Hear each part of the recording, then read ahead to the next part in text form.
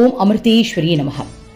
நம்ம உலகத்தில் உங்களுக்கான வேலையை யாராவது எடுத்து செஞ்சால் எப்படி இருக்கும்? ரொம்ப சந்தோஷமாக இருக்குல்ல. நம்மளை உட்கார வச்சுட்டு நீ உட்கார, நான் செஞ்சுக்கிறேன், நீ எனக்கு ஹெல்ப் மட்டும் பண்ணால் போதும் அப்படின்னு சொன்னால் நமக்கு எப்படி இருக்கும்? வாவ், நமக்குன்னு ஒரு ஆளா அப்படின்னு ஒரு ஹாப்பினஸ் இருக்கும் இல்லையா? அந்த மாதிரி ஒரு முக்கியமான விஷயத்தை இன்றைக்கி நம்ம பார்க்க போகிறோம்.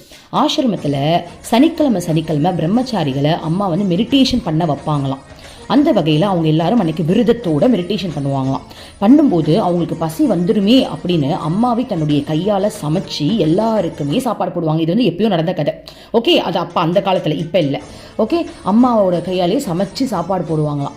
அப்போது எல்லாரும் சாப்பிடும்போது ஒரு பக்தர் கேட்குறாங்களாம், அம்மா என்னம்மா நீங்களே சமைச்சிட்டீங்கன்னு. அதுக்கு அம்மா சொல்கிறாங்களாம், என்னுடைய குழந்தைங்களாம் தியானத்தில் ஜபத்தில் இருக்கும்போது அவங்களுக்கு ஏதாவது செய்யணுன்ற எண்ணம் எனக்கு வரும். நான் அவங்களுக்கு எப்படியாவது செஞ்சிடணும்னு தோணும். அது மட்டும் இல்லாமல் இறைவன் எப்பவுமே அவரை சரணாகதி அடைஞ்சிட்டோம் அப்படின்னா இறைவனுக்கு நமக்கு செய்யணுன்ற எண்ணம் தான் இருக்கணுமா. உலகத்தில் எத்தனையோ பேர் இருக்காங்க, ஆனால் தன்னை சரணடைஞ்சவங்க கிட்ட மட்டும்தான் இறைவன் கொடுக்கிற தன்மையிலேயே இருப்பாங்களாம். அப்போ வெளியில் இருக்கிற பக்தர்கள் நிறைய பேர் சாமி கும்பிடலையா அப்படின்னு கேட்டால் சாமி கும்பிடுறாங்க. ஆனால் அவங்கெல்லாம் தனக்கு ஏதோ ஒரு விஷயம் வேணும்னு தானே இறைவன் கிட்ட போகிறாங்க. ஆனால் இறைவனே வேணும்னு போகிறாங்களா? இங்கே இருக்கிற பிரம்மச்சாரிகள் எல்லாருமே இறைவனே வேணும்னு வந்ததுனால அவங்களுக்கு தேவையான விஷயங்களை இறைவன் செஞ்சு தான் ஆவார். ஆனால் உலக வாழ்க்கையில் இருக்கிறவங்க எல்லாருமே தன்னுடைய தேவைக்கு தான் இறைவன் கிட்ட போகிறதுனால சில சமயங்களில் இது தவறு, இது பண்ணாதன்னு யாராவது அறிவுரை சொன்னால் கூட அகங்காரத்தின் காரணமாக அதெல்லாம் முடியாது, நான் இதை பண்ணியே ஆவேன், எனக்கு இது வேணும் ஒத்த காலில் நிற்கிறது.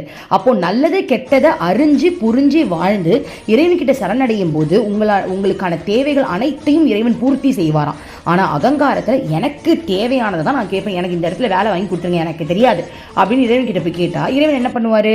ஏன்னா அந்த வேலை வேற ஒருத்தவங்களுக்கு கிடைக்க வேண்டியதாக இருக்கலாம். ஓகே, உன்னுடைய கர்மாக்காக நீ வேற ஒரு விஷயம் பண்ண வேண்டியதாக இருக்கலாம். இப்போ சொல்கிறாங்கன்னு வச்சுப்போம், இப்போ கடவுளே அந்த வேலை வேணாம்ப்பா, நான் உனக்கு வேற வேலை தரேன் அப்படின்னாங்க. நம்ம கேட்போமா? சில பேர் சொல்கிறேன், நிறைய பேர் ஓகேன்றவாங்க. சில பேர் அந்த அகங்காரத்தில் அதெல்லாம் முடியாதுன்னு ஒத்துக்கவே மாட்டாங்க. ஸோ நமக்கு என்ன வேணுன்றதை தெரியாமல் கேட்கறதுக்கு இறைவா நீ என்ன பார்த்துக்கோ, எனக்கு ஒன்றுமே தெரியாதுன்னு உங்களை நீங்கள் எப்போ ஒப்படைக்கிறீங்களோ உங்களுக்கு தேவையானதை இறைவன் சத்தியமாக செய்வாங்க அப்படின்னு அம்மா சொல்கிறாங்க. ஓம் அமிர்தேஸ்வரி நமஹ. ஓம் நம சிவாயா.